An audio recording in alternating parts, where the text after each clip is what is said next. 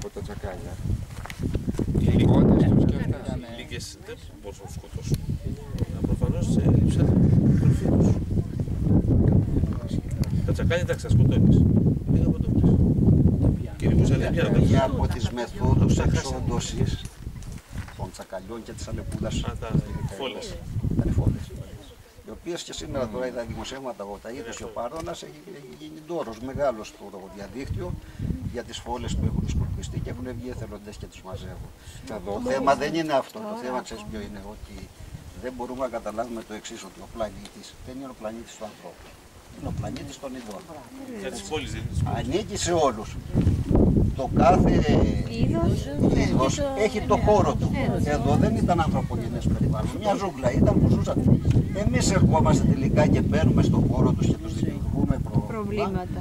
Και φτάνουμε να και στα σημερινά με την αιωλική βιομηχανία τώρα. Για ποιο λόγο θα πρέπει να εξοντώσουμε και να ισοπεδώσουμε όλα αυτά τα βουνά για να τα καταστρέφουμε. Τι θα απομείνει μετά. Για να σας δώσω να καταλάβετε το μέγεθος της απειλής. Η περιοχή των Βαττίκων από το χωροταξικό σχεδιασμό, το 78% της γης χαρακτηρίζεται παιδινή και ορεινή. Αυτό τι σημαίνει? Ανθρωπογενής δραστηριότητα. Πόλεις, χωριά, λατομεία, άσφαλτο, τσιμέντο, το ένα το άλλο. Τι απομένει? Απομένει ένα 22% η ορεινή ζώνη που δεν την πατάει κανένας και λειτουργεί υποστηρικτικά και στηρίζει το υπόλοιπο σύστημα το οποίο το έχουμε καταστρέψει, το έχουμε ισοπεδώσει. Εάν λοιπόν τολμήσουμε να έρθουμε και εδώ σε αυτό το απείραχτο 22% και να το βιομηχανοποιήσουμε, θα τελειώσαμε. Πολύ ωραία. Να πατάω κάτι. Για τον Άγιο Γιώργη θα πούμε. Και για τον Άγιο Γιώργη.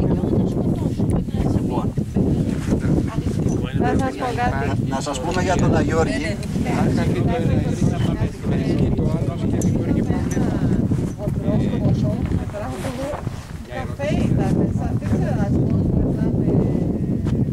Ο ασβός είναι σαν γουρούνι. Έτσι, ο ασβός ήταν.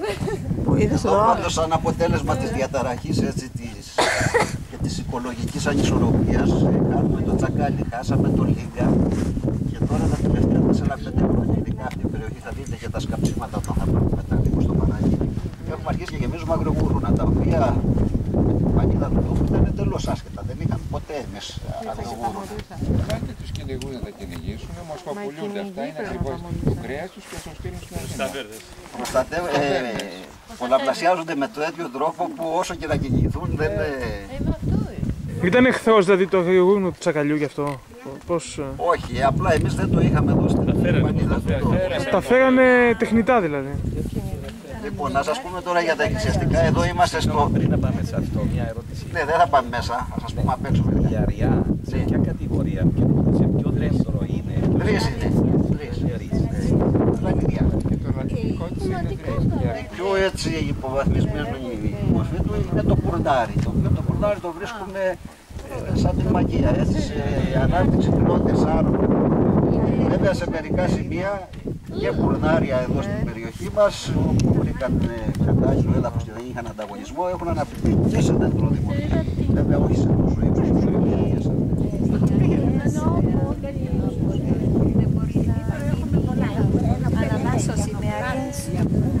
αυτό γίνεται με φυσικό τρόπο, από μόνες. Όταν αφήσουμε εμείς απείραχτο, δηλαδή και δεν το ενοχλήσουμε το δάσος από μόνο του, είναι παραμέσα νερά, νερά, μόνο του γίνεται.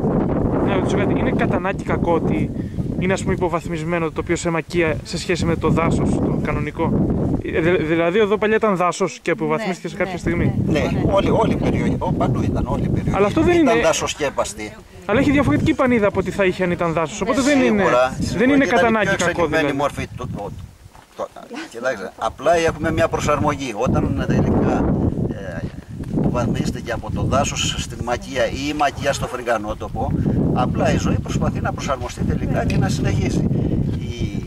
Ο φρυγανότοπος που είναι υποβάθμιση μεγάλη περιβαλλοντική, βοτανικά, έχει έναν πλούτο πολύ μεγάλο και μια βιοποικιλότητα, είναι το βασίλειο της ορχιδέας καταρχήν.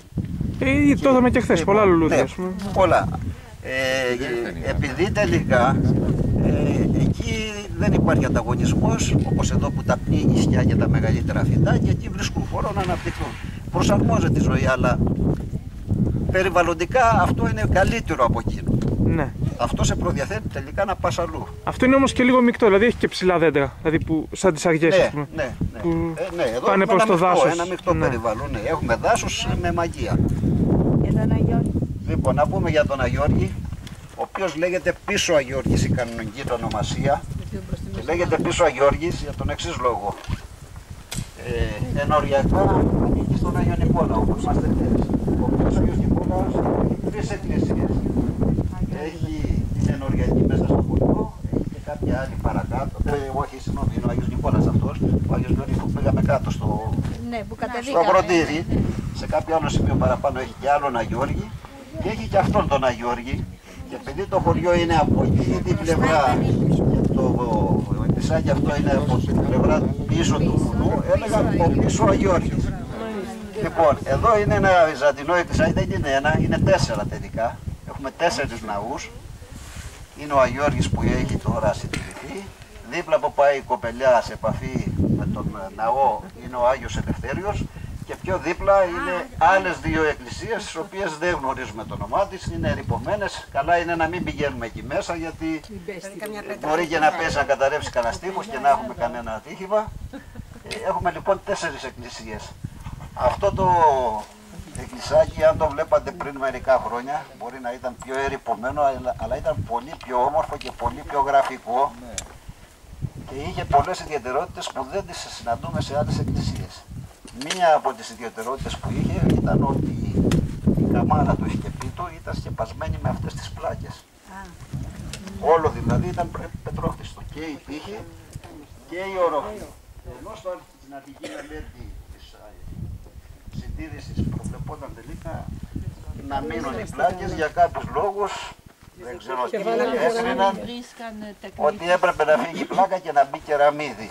Αυτό λοιπόν αλλίωσε τα χαρακτηριστικά και τη μοναδικότητα του ναού, γιατί αυτή τη στιγμή, επανέρχομαι σε μια ερώτηση που μου έκανε μια κυρία στο δρόμο, η περιοχή των Βατίκων, δηλαδή τα βουνά που περιβάλλουν την Πεδιάδα μέχρι τον Καβομαλιά που πήγαμε χθες, χαρακτηρίζεται και ως μικρόν Άγιο Όρος, επειδή έχει πολλά βυζαντινά και με τα βυζαντινά αναΐδρια έξω από τα χωριά, που φτάνουν σε ένα αριθμό κοντά τα 40, 36-37 βυζαντινά. Και έχει χαρακτηριστεί σαν το μικρόν Άγιον Άωρος, λόγω αυτής της πυκνότητας. Τέτοια λοιπόν εκκλησάκια συντηρημένα, πάλι βυζαντινά, με κεραμίδια, έχουμε κι άλλα, έχουμε 3-4. Αυτή η μοναδικότητα που είχε η εκκλησία κάθε εκεί σε αυτό εμείς είχαμε διαφωνίες, αλλά δεν έχουμε. Είναι και αρμονία με τα υπόλοιπα. Είναι διαφορετικό αρχιτεκτονικό στυλ που είναι ενοχλεί το μάτι. Λοιπόν, άλλη ιδιαιτερότητα του ναού που θα τη δούμε και μέσα, εκτός από τον κυρίως ναό που είναι σε προγενέστερη οικοδομική φάση, υπάρχει ο πρόναος, ο οποίος είναι μεταγενέστερη προσθήκη. Είναι αυτό που βλέπουμε μπροστά. Και η ιδιαιτερότητά του, αντί όλες οι εκκλησίες να έχει την είσοδο μπροστά, την έχει από την νότια πλευρά. Τώρα για ποιο λόγο αυτό έχει, δεν το γνωρίζω. Στο εσωτερικό τώρα που θα πούμε μέσα, έχει μια πλούσια αγιογράφηση, βέβαια έχουν φθαρεί πολλοί εικόνες και θα δυσκολευτούμε κάποιες να τις αναγνωρίσουμε, η οποία είναι όλη στον πρόναο. Δεν είναι στον κυρίως ναό. Η ιδιαιτερότητα τώρα της αγιογραφίας, της αγιογράφησης μάλλον όλης του Νάρτικα, είναι η εξής. Δεν είναι απλά τοποθέτηση κάποιων αγιών που ζωγραφίστηκαν. Υπάρχει ένα σενάριο, ένα story, μια ιστορία δηλαδή. Έχει ένα θέμα όλη η αγιογράφηση και το θέμα της είναι η μέλουσα κρίση. Λοιπόν, την οποία για να τη διαβάσεις έχει και ένα συγκεκριμένο τρόπο από που θα ξεκινήσεις. Υπάρχει μια αλληλουχία δηλαδή και μια σύνδεση των εικόνων, την οποία, επειδή και εγώ τα ξεχνάω, είναι τόσα πολλά, φέρνω μαζί μου και μια έκθεση βυζαντινολόγων για να μην μεταφέρω και κάτι λάθος, θα την διαβάζουμε και όσο μπορούμε στην οροφή και στα στίχους θα την παρακολουθούμε. Είναι ωραία, όχι, είναι ωραία. Όπως είσαι 3 βήματα πίσω. Πολύ ωραία. Θα βγάλετε με τη δική μου. Και μία με τη δική μου. Βγαίνει τώρα βίντεο. Λοιπόν, εδώ. Αυτό εκεί.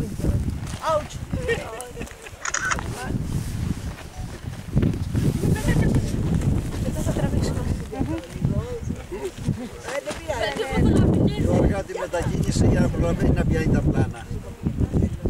Άλλη μια. Και με αυτή να βγάλω.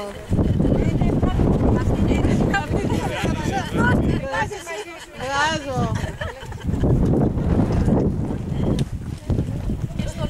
Εντάξει. Εντάξει.